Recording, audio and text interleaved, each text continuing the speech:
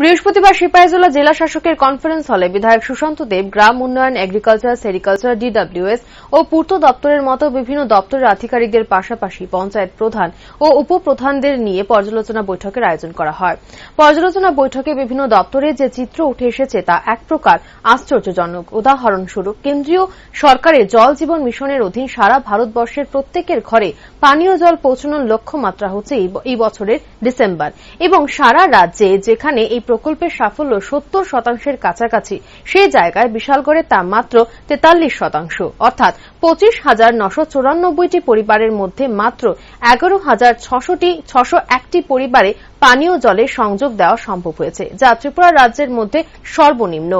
আরও আশ্চর্যের বিষয় হল, প্রায় 6.5 কোটি টাকা ব্যয়ে নির্মিত 1.12 গ্যালন ক্ষমতা সম্পন্ন ওয়াটার ট্রিটমেন্ট প্ল্যান্টটি বর্তমানে কারোর কাজে আসছে না, অথচ এর নির্মাণ কাজ শেষ অনেক আগেই। অন্যদিকে বিশালগড়ে সাধারণত কৃষি প্রধান অঞ্চল হলেও কৃষি দপ্তরের অবস্থা আরও বেহাল।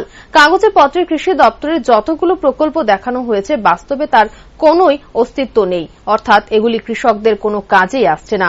গত 5 বছরে যেখানে কৃষকদের আয় 1.5 গুণ হওয়ার কথা, সেই জায়গায় কৃষকরা উল্টো ঋণের বোঝায় জর্জরিত। বিশালগড় অ্যাসেম্বলি বিভিন্ন বিষয় লাইন ডিপার্টমেন্টকে নিয়ে রিভিউ মিটিং করা হচ্ছে।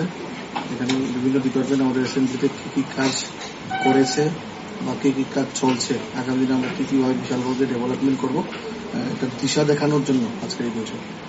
আজকের এই রিভিউ মিটিং এ দেখা গেছে অনেকগুলো ইরেগুলারিটিস উঠে এসেছে, বিষয়গুলি নিয়ে কি বলবেন?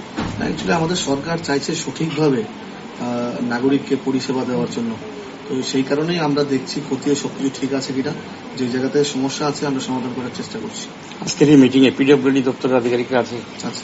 পিডব্লিউডি দপ্তরের কিছুদিন আগে কাজের গুণগত মান দেখার জন্য গিয়েছিল, ওই জায়গায় ঠিকাদার ওয়ার্ক অ্যাসিস্ট্যান্টকে তাড়িয়ে দিয়েছে। এই বিষয়টি আপনার নজরে আছে? বিশালগড় বিধানসভায় না, বিশালগড় বিধানসভা বিধানসভার বাইরে আমি ঠিক আমার বলাটা ইখতিয়ারে নেই, আমি বলতে পারবো না। কর্তৃপক্ষের সঙ্গে কথা বলতে। আজকের এই বৈঠকে কারা যোগ দিয়েছে আপনার সঙ্গে?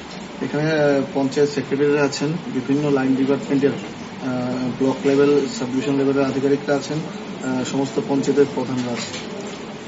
এগ্রিকালচার এবং সেরিকালচারের প্রচুর স্কিম রয়েছে, যেগুলো অনেক বেনিফিশিয়ারিরা বা অনেক মানুষ জানে না। এই বিষয়ে হাইলাইট করার জন্য বা জনগণের কাছে নিয়ে যাওয়ার জন্য আপনারা কি উদ্যোগ গ্রহণ করবেন? আমরা সচেতন করার জন্য বিভিন্ন রিফ্লেক্ট বা বিভিন্ন এলাকায় গিয়ে মানুষকে সচেতন করার জন্য বিভিন্ন পরিকল্পনা হাতে নেব। সেই কারণে আজকের বৈঠক। আগামী দিনে আমরা চাইব যে কাজগুলো সঠিকভাবে হয়নি, যেন মানুষ সঠিক নাগরিক পরিষেবা পায়।